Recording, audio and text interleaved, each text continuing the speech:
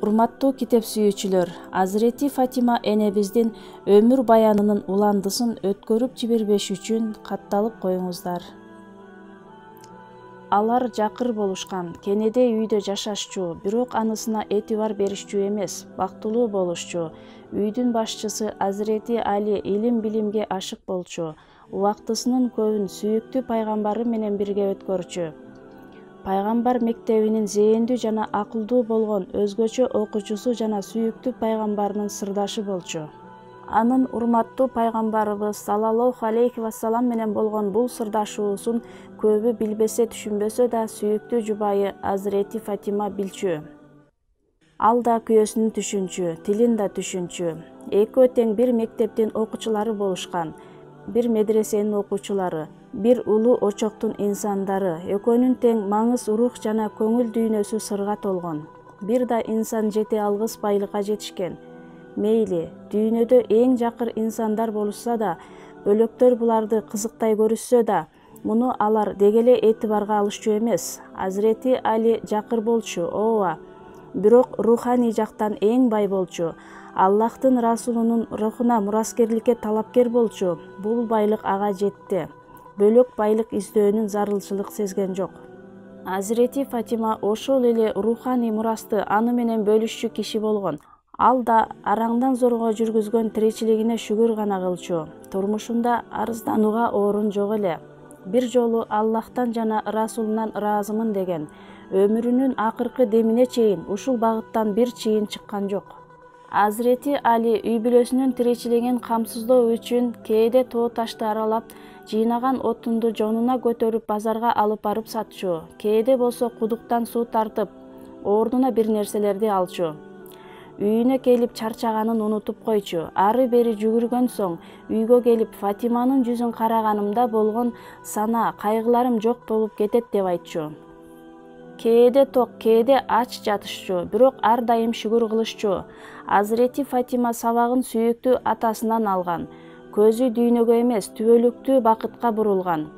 Ушундан улам дүйнөлүк кыйынчылыктарды көйгөй дарт деп эсептешчү эмес. Тапса жеп, таппаса абалына шүгүр кылышчу. Пайгамбардын кызы эле. Сүйүктүү атасы кааласа майлы сүттү жашатып, башкарууга кызматчы бере алмак. Бирок эң жакыр момундай жашоону өзүнө жашоо таризи деп тандаган. Чыныгы жашоо акырет жашоосу деп балдарын жашоого мына ушул терезеден кароого үгүттөчү. Балдарына эң чоң тартылуусу сүйүү, мээрим, тарбия жана түбөлүктүү жашоого алакаларын тирүү кармоо эле. Ушул себептен Азирети Фатима үйүн өз колу менен сүртүп шыпырып, кирин жууп, суу ташып, ун тартып, күйөөсүнүн муктаждыктарын кубанган бойдон аткарчу. Мен пайгамбардын кызымын, ушуларды кылган мага жарашабы деп айтмак турсун андай ой оюна да келчү эмес.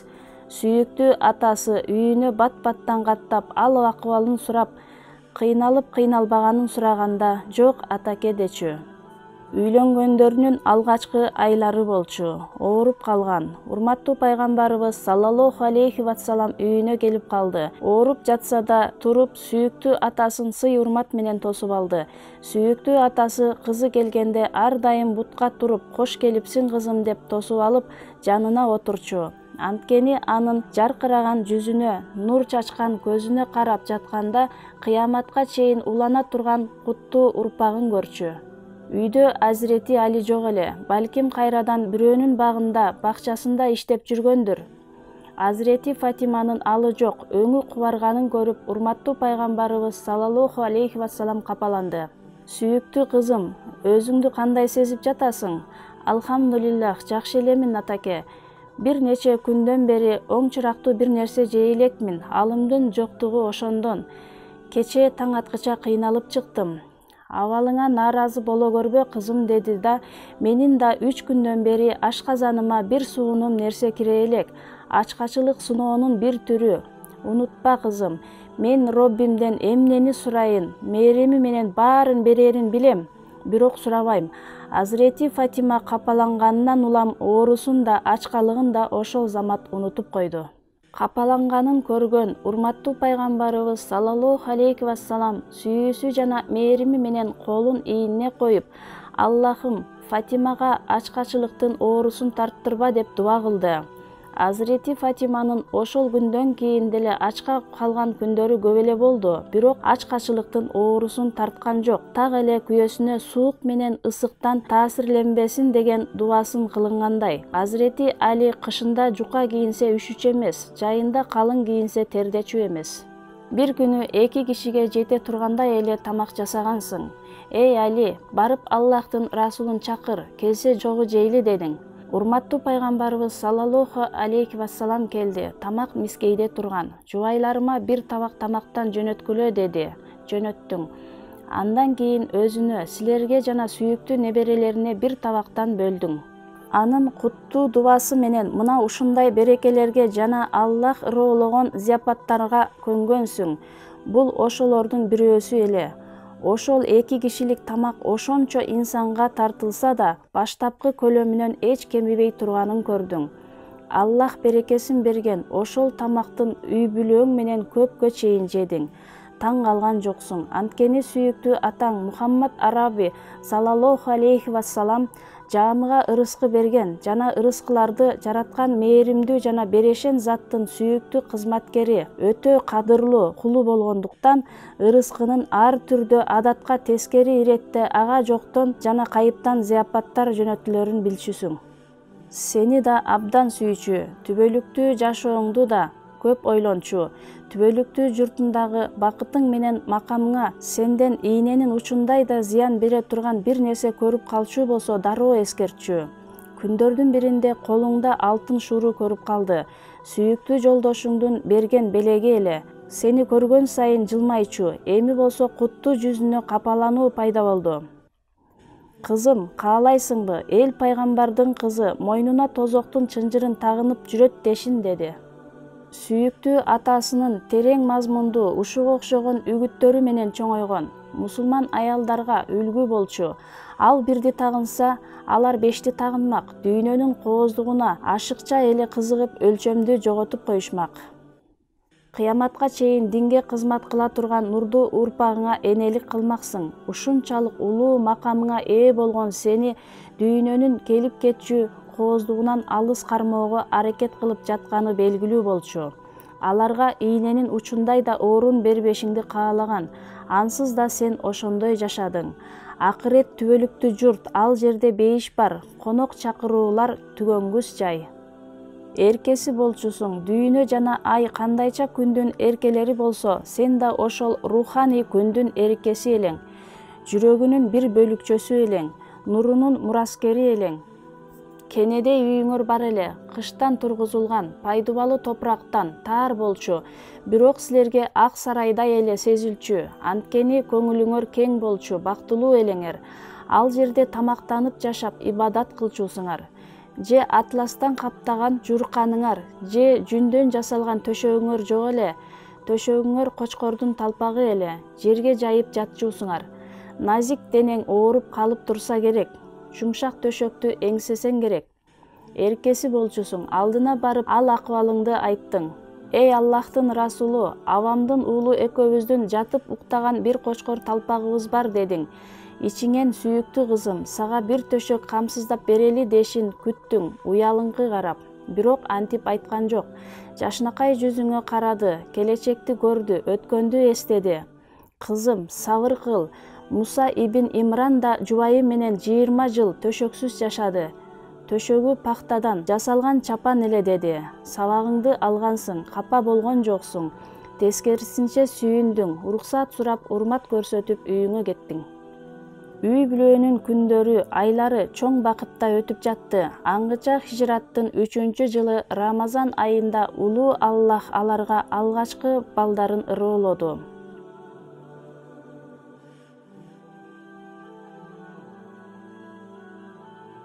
Төрөлгөнүн угаары менен небересин көрүүгө барды.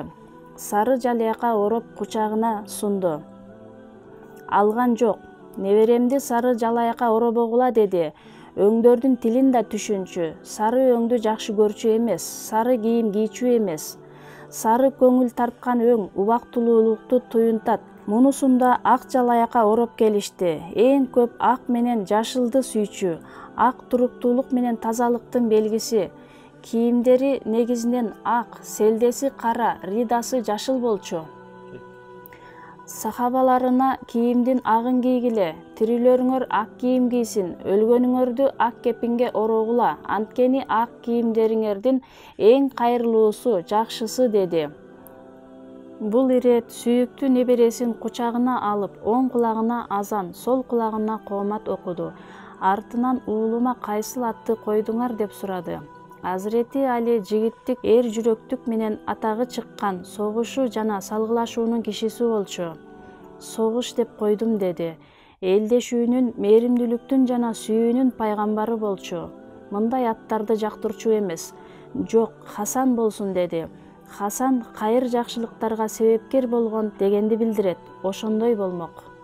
Баланын атасындагы маанилүү акысы кайсыл? Баланын атасындагы акыларынын бири жакшы ысым коюп, жакшы тарбия берүүсү деди.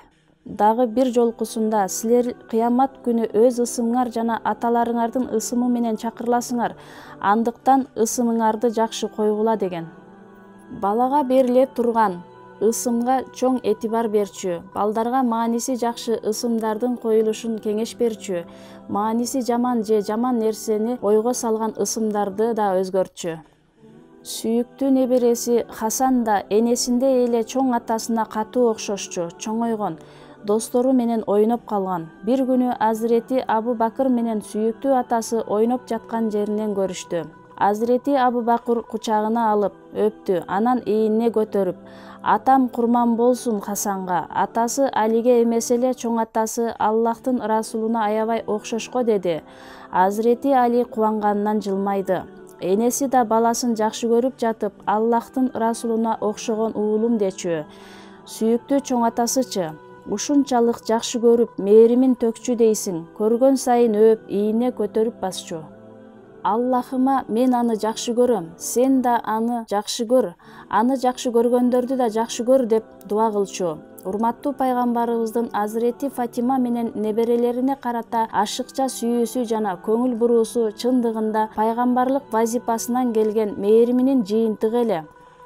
Акыйкат ээлери мээрим сүйүүдөн да жогору турат дешет. Ушул себептен улам Азирети Якубтун уулу Азирети Юсупка болгон ашыкча көңүл буруусу Рахим ысымынан жүрөгүнө чагылган мээриминин көрүнүүсү деп жооруса болуп тура. Хасан деген сөздүн мааниси сулуулук менен жакшылыктарга себепкер болуунун, жакшылык кылууну билдирчү. Кенедей бала кези эле чоң атасына чуркап келди. Чоң атасы аны өөп жыттады. Андан соң минбарына чыгып: "Бул деген уулум Хасан. Аллах ал аркылуу эки чоң мусулман топтун ортосуна ынтымакты камсыздайт" деп кабарлады. Бир күнү сүйүктүү атасы Азирети Али ага ушул насааттарын айткан: "Сүйүктүү уулум, акыл эң чоң байлык, акмактык эң чоң кедейлик, эң чоң жалгыздык инсандын өзүн жактыруусу, эң асыл насил жакшы адеп аклак. Сүйүктүү уулум, акмак менен дос болбо, ал сага пайда келтирем деп жатып зыян келтирет. Сараң менен дос болбо, ал сен эң көп муктаж болгон нерселерди сенден алыстатат. Күнөө кылгандан алыс тур, сени арзан баага сатып кетет. Жалганчы менен дос болуудан сактан, ал сага алысты жакындаткан, жакынды алыстаткан закымдай. Ухуд кыйын сыноонун аталышы, үлгүлүү сабактардын кырманы. Ар бир согуш сыноо болчу, бүткүл жашоо сыноо болчу. Бирок Ухуд сыноонун ичиндеги сыноо эле. Мадинадан сырткары чыкканда дайыма кылып келгенин азыр да кылып, сүйүктүү атаң эң акырында сага учурап жолукту. Ар кайтышында да эң алгач сага жолукчу эле. Ухудка бармак, сени өөп жыттап, жаркыраган куттуу жүзүңдү улам-улам карады. Хасанын кучактап өөп жыттады. Андан соң ордосу менен Ухудка жөнөп кетти. Меккелик кутурган душманыңар силерди Мадинада да тынч койгон жок. Эсептешүү үчүн Ухудка келип токтоду. Алар менен согушмак, согушту жана алгачкы эле чабуулда душманын чачыратты. Бирок жаачылар ордунан уруксатсыз жылып кетишкенде тагдыр тескери кетти. Ордо чачырап кетти. Сүйүктүү атаңдын жанында бир ууч эле киши калды. Эми душмандын өпкөсү көп, болгон күчү менен кол салды. Максаты сүйүктүү атаң эле. Жигиттер жол ачышкан жок. Сүйүктүү атаң үчүн жандарын сайып калкан болушту. Бирок болору болду. Сахабаларынын 70-и шейит кетти. Сүйүктүү атаңдын куттуу тиштери сынып, бети айрылды. Каны кетип турду. Ал тургай шейит болду деген сөз жүрүп кетти. Мадинага ачуу кабар жетти. Шаар ичи макшардай кайнап чыкты. Угаарың менен Ухудка чуркадың. 1000 мертебе шүгүр, тирүү экен, жолугуштуң. Куттуу жүзүнөн кан шорголоп жатты. Жүрөгүң сыздап кетти. Мойнуна жабыштың. Ыйладың. Көз жашың шейиттер жаткан топуракка төгүлдү. Сүйүктүү жолдошуң суу куюп берип, жараттарын жуудуң. Ухуд шейиттердин лагерине айланды. Ар тарапты ыза каптады. Жерде жаткан Хамза эле, Мусап эле, бир тууганын, уулун, күйөөсүн, атасын шейит бергендер бар эле. Эй Аллахтын расулу, сен амансың го, муну балекет деп эсептебейин деп жатышты. Чыныгы балекет аны жоготуу эле. Сүйүктүү атаң баатыр абасы Азырети Хамзанын жаткан жерине барды. Жанында элең, денеси тууралып, өпкөсү суурулуп, кулак мурду кесилип жатты. Эч кирип ыйлап жаттыңар. Мадинага кайтышты. Урматтуу пайгамбарыбыз саллаллаху алейхи вассалам мечитине барды. Анан сага келди. Кылычы Зулпухорду сунуп, кызым алып кынын жуу. Валлахи, бул бүгүн милдетин толук аткарды деди. Согуш талаасында өзүнө түшкөн милдетти ашыгы менен аткарган жигиттин чекесинен өпкөндөй кылычын алып өптүң. Ухудта сүйүктүү атаңдын канаган куттуу жүзүн жуугансың. Азыр болсо кылычынын канын тазаладың. Капа болуп турдуң, өңүң кубарган. Сүйүктүү атаң сен кыйналганда чыдай алчу эмес эле. Кайгыңды таркаткан сыр сүйүнчү айтты. Кызым, Аллах бизге жеңиш насип кылганга чейин мушриктер бизди экинчи мындай балеге учурата албайт деди. Сен сүйүндүң.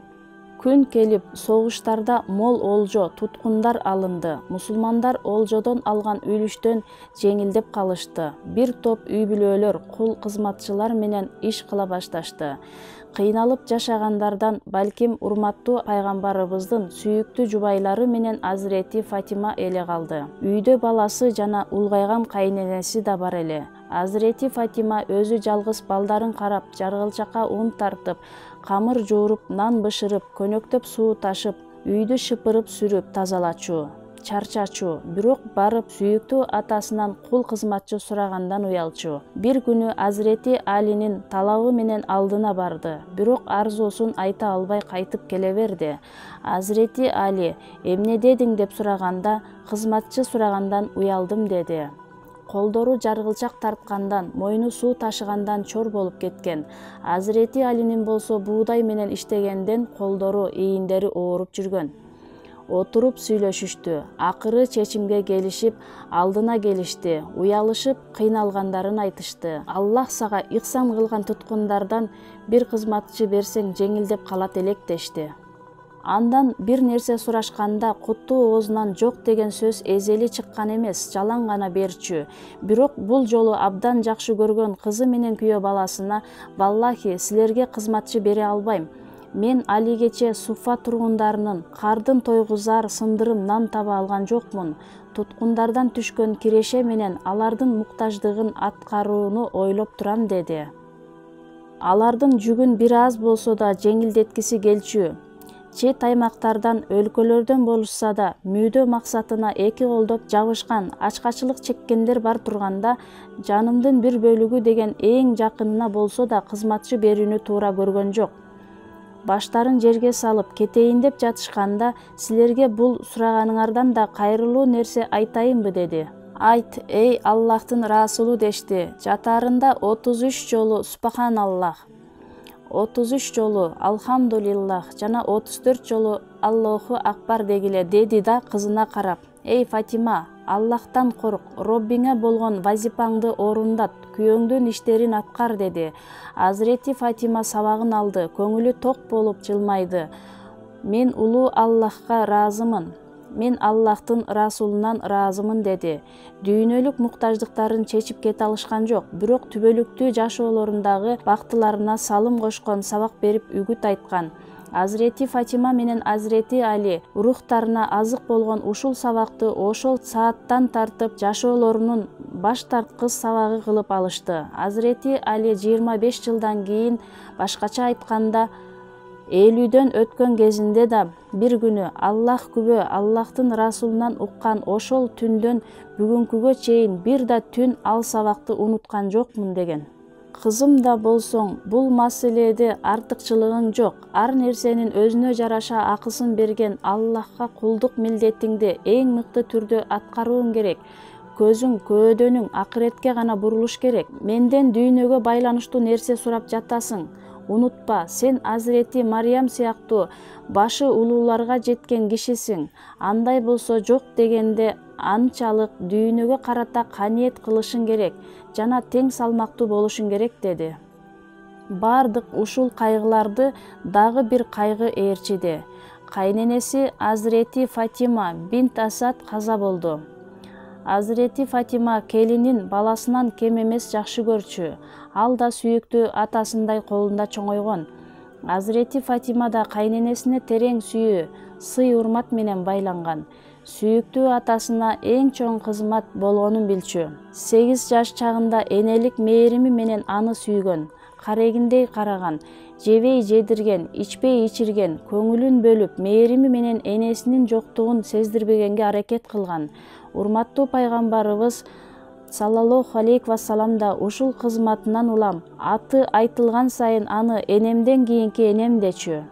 Мекеде мусулман болгон, ибадатка берилген, адеп акылагы бийик аял болчу. 2 жыл бирге жашаса да Азирети Фатима андан бир ачуу сөз уккан эмес. Сүйүктүү пайгамбарыбыз саллаллаху алейхи вассалам да Азирети Жафар менен Азирети Алидей 2 жигитти төрөгөн бул урматтуу аялдын өлүмүнө терең кайгырды. Кайгысын бүгүн энем каза болду деп билдирген. Ага болгон сүйүүсү менен урматынан улам көйнөгүн кепин кылып жаназа намазын өзү окутту. Андан соң көрүнө түшүп бир топко чейин боюн узатып жатты. Көрдөн чыкканында көздөрү жашка толуп турду. Ага чейин андай кылганын көрүшкөн эмес, ошондуктан кызыгып сурашты. Эй Аллахтын Расулу, биз сенин бул аялга кылганыңды биринчи жолу көрүп жатабыз. Көз жашын төгүп, абам Абу Талиптен кийин ушул аялчалык мага жакшылыгы тийген эч ким болгон жок. Ага бейиштин кийимдери кийилсин деп көйнөгүмдү кепин кылып кийгиздим. Көр жашоосу ага жумшак жана жеңил болсун деп көрдө жанында жаттым деди. Азирети Фатиманын сүйүктүү кайненесинин каза болушунан туйган кайгы азабы далай күнгө созулду жана анын өмүрүнүн акырына чейин мээрими жана дуалары менен эскерди. Бул ачуу кайгынын артынан үй бүлө кубаныч жашады. Үммүл Фазыл, урматтуу пайгамбарыбыздын абасы Азирети Аббастын жубайы. Көргөн түшүн урматтуу пайгамбарыбызга келип айтып берди. Эй Аллахтын Расулу, сенин денеңдин бир бөлүгү кесилип үйүмө коюлганын көрдүм. Мага аябай коркунучтуу болуп жатат, деди. Урматтуу пайгамбарыбыз саллаллаху алейхи вассалам анын жооруганына макул болгон жок. Көргөнүң жакшылыктыр, иншаллах. Фатима уул төрөйт, сен болсо аны эмгизесиң, деди. Азирети Фатима менен сүйүктүү жолдошунун жашаган ачуу кайгысы унутула баштай элек болчу. Урматтуу пайгамбарыбыз саллаллаху алейхи вассалам айткандай, улуу Аллах аларга дагы уул бала берип, кайгыларын жеңилдетип сүйүндүрдү. Анын да ысымын урматтуу пайгамбарыбыз саллаллаху алейхи вассалам койду. Хусейн деди. Хусейн деген ысым ошол мезгилде арабтарда белгисиз болгон. Ансыз да небересине ушул ысымдын ыйгарылышын Жабрейил кабарлаган. Эй Мухаммад, Роббиңден сага саламы бар. Уулуңа Харундун уулунун ысымын кой деп жатат, деди. Эми сүйгөн Фатимасынын 2 райханы бар эле. Урматтуу пайгамбарыбыздын Хасан менен Хусейн менин дүйнөдө жыттанган 2 райханым деген. Бир күнү урматтуу пайгамбарыбыз саллаллаху алейхи вассалам Азирети Алиге Аллахты, пайгамбарын, Фатиманы, Хасанды жана Хусейнди сүйөрүн сурады. Ооба сүйөм, эй Аллахтын Расулу, деп жооп берген. Анда эй Али, бир көңүлгө ушунча сүйүүнү кантип сыйдырасың, деди. Ал да акылмандык менен марифаттын ээси эле. унчукпай калды. Андан соң уруксаат сурап жөнөп кетти.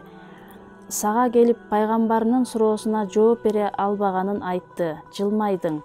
Инсандын 4 жагы бар: оң, сол, алды, арка.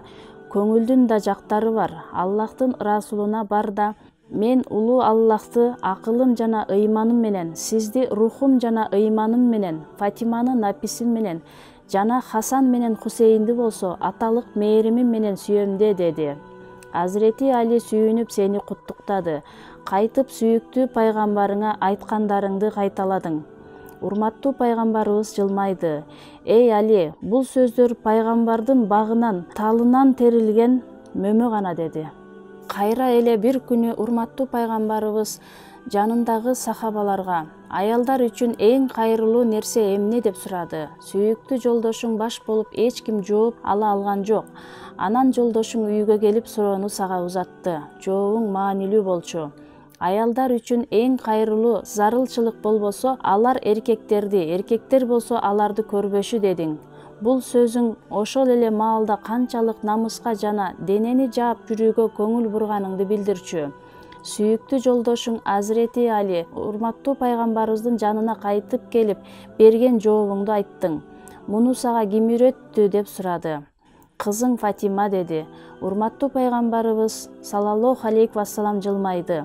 Албетте, Фатима менин бир бөлүкчөм деди. Бул деген материалдык бир бөлүк болгондон такыр бөлөкчө нерсе болчу. Пайгамбарлыктын акыйкатына урпагың менен руханий жакта мураскер элең. Пайгамбардын мурасы илим, марифат, акылмандык жана сүйүү эле. Булардын алгачкы булагы сен элең. Сүйүктүү атаң болгон урматтуу пайгамбарыбыз саллаллаху алейхи вассалам жүрүштөн келген эле. Жүзүңдү көрүү, жытыңды искөө жана ал акыбалыңды суроо үчүн сага келген. Сени көргөндө бардык кыйынчылыктарын унутчу. Жылдыздуу жүзүңө карап жакшы нерселерди көрчү. Келечекке жүрөк көз назар салчу. Кайыптын пардасы ачылып, урпагынан келген куттуу заттарды көрдү. Сени өөп жыттап жатып, алардын да маңдайларынан өпкөндөй болду. Анан мына эми бейиштин жытын искедим деди. Келишине адатыңча сүйүнгөнсүң. Хасан менен Хусейин чоң ата деп кубанып секире башташты. Эшиктен аларды көрүп калды. Кийимдерине кооз болсун деп сен тигип берген 2 шакекчени көрдү. Күлүмсүрөгөн куттуу жүзү дароо өзгөрө түштү. Эшиктен кайра кирди. Кайтып келгенинин себебин сездиң. Кийимдеринен шакекчелерди сөктүң. 2 балаң ыйлап киришти. Чыдай албай билериктерин кайра бердиң. Ыйлай беришти. Чоң атасы күмүш шакекчелерди алып бир сахабасына берди. Буларды баланчага алып бар. Фатимага деңиз жаныбарларынын тишинен жасалган, шууру менен пил сөөгүнөн жасалган билерик сатып ал деди. Анын себебин айтты. Булар менин Али байтым. Алардын дүйнөлүк жашоолорунда дүйнөнүн баалуу буюмдарынан үлүш алууларын каалабайм деди. Күмүш ал мезгилде баалуу болгон. Балдары менен неберелеринин көңүлүндө дүйнөдөгү тиешелүү баалуулуктардын, кооз жасалгалардын орун алуусун каалаган эмес. Балдарына аябай жакын болчу, аябай жакшы көрчү. Урматтуу пайгамбарыбыз саллаллаху алейхи вассалам болсо аларды бир башкача жакшы көрчү. Ар бир аялдын төрөлгөн баласы урук теги жагынан атасына таандык, бирок Фатиманын балдарынын урук теги мага таандык деген. Сүйүктүү атасы болгон урматтуу пайгамбарыбыз саллаллаху алейхи вассалам менен неберелеринин ортосунда жашалган бир топ эле таттуу жана үлгүлүү окуялар бар. Азирети Фатима сүйүктүү атасынын неберелерине болгон бул көңүл буруусу жана сүйүүсүнөн улам абдан бактылуу болчу. Азирети Хасан менен Хусейин бир күнү тышка ойноп чыгышкан. Сүйүктүү энеси үй ишин кылып жаткан. Күн кирип караңгылай баштаган. Алигиче көрүнүшпөгөндүктөн ичи кысылып жүрөгүн санаа басат. Сүйүктүү жолдошу үйдө эмес болчу. Кабатырланып сүйүктүү атасына жүгүрдү. Эй Аллахтын расулу, неберелериң жок. Баштарына бир нерсе келдиби деп кабатыр болуп жатам деди. Урматтуу пайгамбарыбыз саллаллаху алейхи вассалам дагы бир жолу бейиштин жытын искегиси келди. Ар дайым кылып келгенин азыр да кылып, аны кучактап жыттады да: кабатырланганга, кайгырууңа зарылчылык жок кызым. Алар Аллахтын коргоосунда деди да алакан ачып дуа кылды. Дуасы бүтөрү менен көктөрдүн тереңинен Азирети Жабрейил үн салды. Эй Аллахтын расулу, капалана көрбөгүлө. Неберелериңер азыр Нажжар уулдарынын бакчасында эки периштенин коргоосунда коопсуздукта турушат деди. Азирети Фатима сүйүндү. Сүйүктүү атасы туруп бакчага жөнөдү. Неберелери кубанып ойноп жатышкан. Чоң атасын көрүп чуркап келишти. Аларды кучактады. Бети башынан өөп жыттап, «Энем атамсыңар, Аллахтын алдында кандай гана баалуусуңар» деп Фатимасына алып келди. Азирети Фатима бейиш жыттанган балапандарын бооруна кысып өөп жыттады, санаасы тарады. Балдарга эң жакын дос периштелер. Периштелер бейкүнөө, алар да Хасан менен Хусейн да ошондой периштелер эле. Энесине болсо периштелер да суктана турган макам берилген. Бейиш аялдарынын төрөсү.